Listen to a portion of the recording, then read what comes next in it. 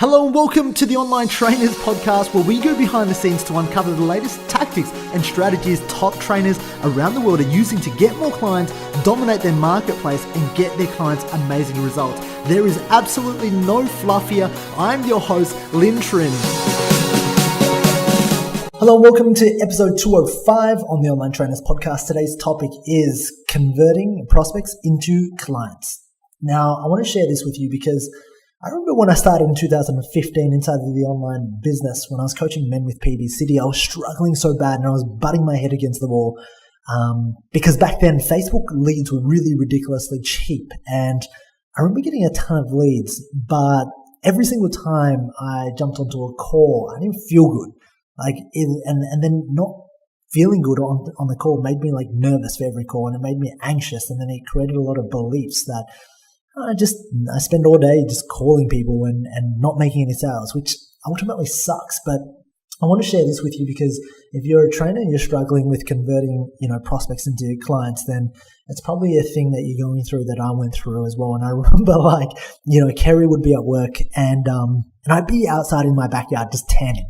I'd be half naked. I'd be doing my sales calls half naked because I was like, what can I do to make this process much more fun, much more enjoyable? There's nothing worse than getting onto a sales conversation with a client, spending 30 minutes at your computer trying to get all set up, and then they don't show. So I just thought, okay, cool. If I'm going to work with this, I'm going to work the clients around me. So I had my headphones in with my phone, and I remember it because how I used to get leads on Facebook at the very beginning, and how I got into the whole thing was running what they call a huge opportunity ad on Facebook. And I'm sure you've seen this before, hey, it's a huge opportunity. I'm looking for 10 men who I can help. Click here to apply now. And what would happen is they'd fill out a form, and then what would happen is I would begin to call them. And this was how naive of me in terms of, I was sold into this by a business mentor who just told me that, hey, if I sign up one client a week, it's $5,000 a week to my business. But really what they meant was that it was $97 a week for 52 weeks, which they didn't talk about that, but I'll save that for another podcast. But the thing that got me so frustrated was just having that sales process, because I remember just calling all my leads constantly. And, if you fill out your leads on Excel, I was just getting a ton of red. It just looked like red, no. And it's super frustrating. And I truly believe that if you're in this position right now and you're truly frustrated, you don't feel like your business is growing, the thing for me was just having that persistence, because I was like, well, I'm not going to go back to the gym. There is no way. So I needed to figure stuff out. And the first thing I did was I needed to make sales more fun. And what I realized was that a lot of the prospects that I used to talk to over the phone, they didn't know who I was. Just this 5'6" Asian dude in Melbourne. They didn't see me. They saw an ad on Facebook. And back then I didn't run any video ads, so it was all image ads. And what would happen was they'd get onto the phone with me and the positioning was all wrong. Because if you think about it, I would call them up. They would say, hello. And I'd be like, hey, it's Lynn from PB City. And straight away, I just felt resistance. And I remember it was just feeling like an uphill battle. I had to regain. They would just go, what do you want? And that's fair enough, because ultimately I was cold calling them even though they opted in. So I'd begin with this, PB City, I'm calling you about your application, and I just wanted to see if now was a good time. And of course they'd be like, no, now's not a good time, can you call back? They'd hang up on me and all sorts of stuff. And I see this now and I kind of laugh because I know how many personal trainers go through this every single day because I talk to a ton. But how I got out of this situation, because if you're in this situation and maybe you do speak to a prospect and maybe they do open up with you, and then, you're able to speak to them, there's a few phases. The first phase is actually getting through that initial 2 minutes, building that rapport. The second phase is actually getting to the end of the spiel and then getting to the objection of they can't afford what you have. And there's a few things that I want to share over a few different podcast episodes, but this is the first thing. And this is what really, really helped me. It was maintaining authority and positioning. Now, the biggest thing that can kind of kill the whole sales process, if you go into a call and you chase them, nobody likes to be chased. I didn't realize this at the time, but when I was single, I would play this game, and I'm pretty sure most boys do. And it's this game of not giving a shit, not giving a fuck, and not giving a fuck, but playing it cool. The whole idea here is that we want to be able to play it cool, so because we've got an amazing opportunity that can help them. Being needy never helps anybody. So especially, if you're doing sales right now and you feel like you're needy on every call, you're going to break the sale. They can feel the energy. It's infectious. It will come on to you. And so what I needed to understand was that, I needed to just chill out. I needed to base the sales call based around my life and not have it dictate and run me. But also positioning and framing is very important, because if you come onto the phone, and I was coming onto the phone and I was like, hey, it's Lynn here. I wanted to talk to you about your conversation. And immediately your prospects and my prospects were thinking, well, if you're so good, why are you calling me? And if you're so good at what you do and you're amazing at what it is that you do, and you're marketing online. So there's a lot of different barriers that come up inside of your prospect's mind. And today, in the next couple of podcasts, I want to be able to share that with you so that you can break down the barriers, to try to help you think more strategically, but understand what it is that you need to do if you're going to get to a position. So if you understand right now that you need to maintain authority, you need to maintain your positioning, you need to maintain, I'm good and you're chasing me. And if we maintain that frame control, then we immediately just go, hey, have you, and it all begins with this. Most trainers suffer simply because they don't have enough of what I like to call a takeoff ramp. Okay? If you imagine a plane trying to take off, and that plane, in order for it to take off, it needs a longer runway. Okay? Now, the longer the runway, the better the chance it has at taking off. It needs to reach full speed. Now, if you're trying to get a client to come on with you and work with you, and you have not built enough trust, you have not built enough desire, you have not built up enough authority, then it's not going to take off.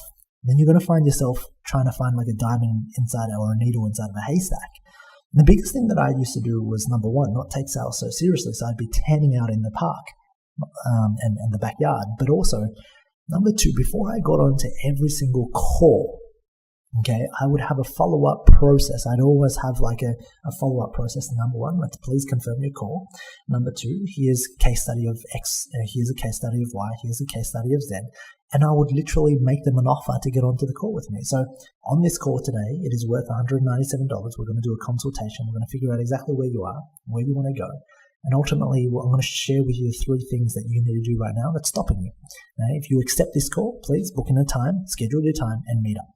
And once they would schedule that call, I would be able to create desire by going, hey, we just wanted to make sure you're good for our call. Time is valuable and we want to start early. We've got 15 minutes for this call. So essentially what I was doing was I was creating a longer runway.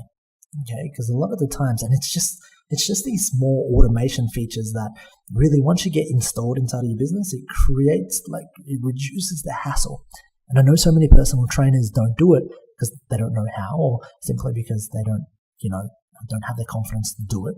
And it's always just going, okay, number one, you're going to make the sale. You need to own the frame, which means you need to value your time, which means you need to go, okay, if you're not a good fit, we got to get off the call ASAP.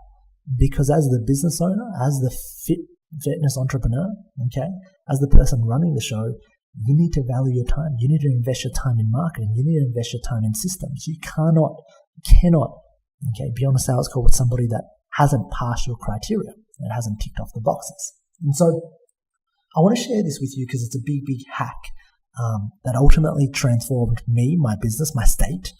And I know that it's going to help you as well. So especially if you're feeling right now, you're talking to a lot of unqualified prospects. Number one, start with valuing your time. Go, I will not.